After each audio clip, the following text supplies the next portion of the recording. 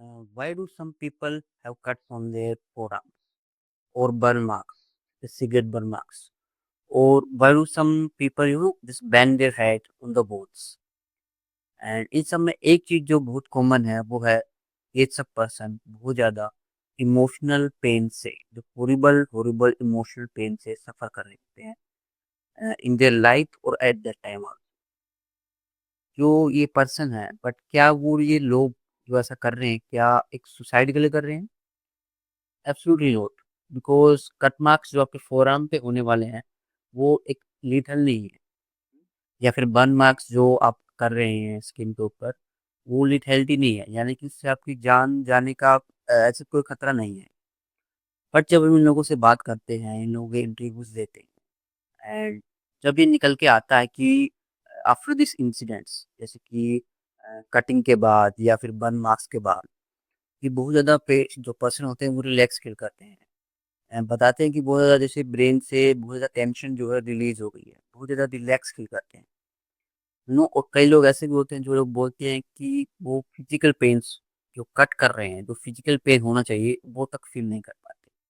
No, एक strange psychology है ये, कि आपको फिजिकल कट्स आप कर रहे हैं बट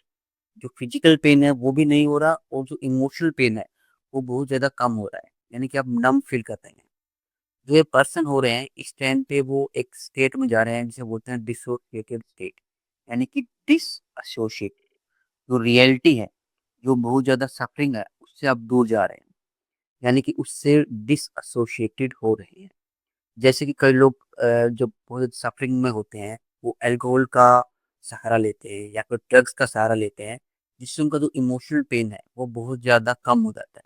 और अपने आप को बहुत ज़्यादा नम फील करते हैं, जिससे कि जो इमोशनल पेन है वो बिल्कुल भी फील ना हो।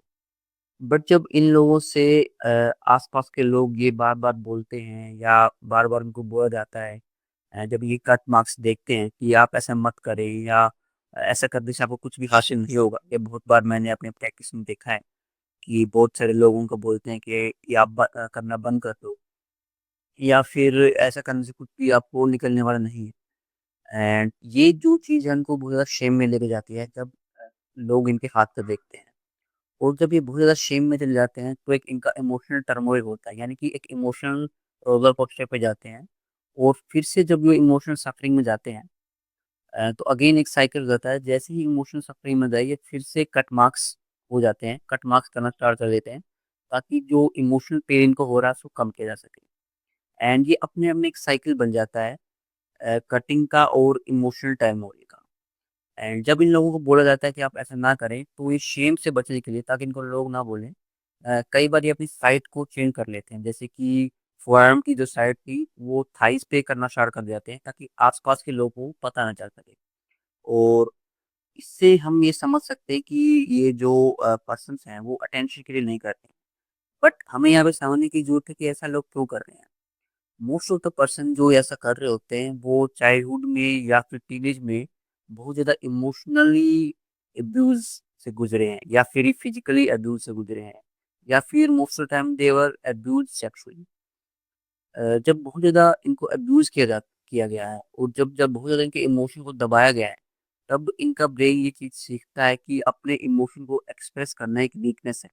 अपने इमोशन को एक्सप्रेस करना सेफ नहीं है, इनके आसपास के एनवायरनमेंट से बताया गया है। एंड जब ये बहुत ज़्यादा इमोशनल टर्मोइल में होते हैं तो उस इमोशन को बताने की बजाय वो एक डिसएसोसिएटेड स्टेट में, यानी कि कट कट मार्क्स से या फिर बर्न करके निकालते हैं ताकि वो अपने आप को नम फील कर सके और जो इमोशनल पेन है उसको कम किया जा सके। यानी कि इन्होंने ये चीज़ कभी सीखी ही नहीं कि एक इमोशनल पेन को कम कैसे किया जा सकता है, जैसे कि एक्सप्रेस करके किया जा सकता है। बट चाइल्डहुड में इतना ट्रोमेटाइज़ हैं, ये बहुत ज़्यादा ट्रोमेटाइज़्ड हैं यहाँ से कि वो ये चीज़ कर ही नहीं पाते। तो अगर नेक्स्ट टाइम आप इस वजह से देखते हैं कट मार्क्स तो सबसे पहली बात ये समझने की ज़रूरत है कि कोई अटेंशन सीकिंग यहाँ पे नहीं हो रहा है। जो ये पर्सन है ये बहुत ज़्यादा इमोशनल सफरिंग से गुज़रा हुआ है।